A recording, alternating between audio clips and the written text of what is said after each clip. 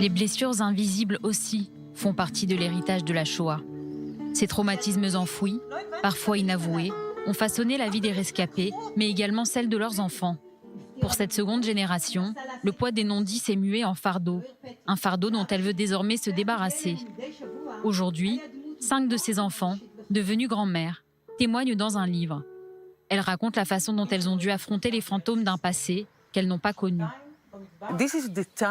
Je crois qu'il est temps pour la seconde génération de parler. On peut même dire que ce n'était pas possible aussi longtemps que nos parents étaient en vie et conscients d'eux-mêmes. On ne pouvait pas parler, maintenant on peut le faire parce que le temps a fait son œuvre.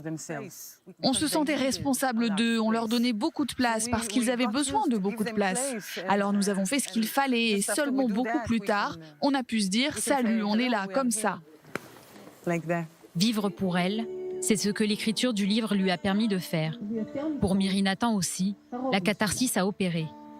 Cette ancienne anversoise partage également cette fureur de vivre pour elle. Ils n'ont pas tellement parlé, ou pas parlé du tout. Ils ont juste une manière de réagir. Et nous, en tant qu'enfants, on s'identifie à leurs sentiments, à leurs angoisses, à leur colère.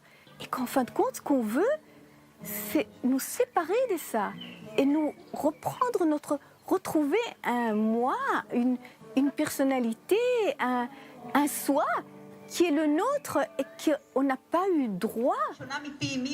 Pour la sortie du livre, les auteurs ont clamé leur texte sur scène dans la maison de Shai Agnon à Jérusalem. Un clin d'œil au prix Nobel de littérature israélien qui a tenté toute sa vie de ressusciter une mémoire, celle des Juifs d'Europe de l'Est, pour ne pas qu'elle sombre dans l'oubli.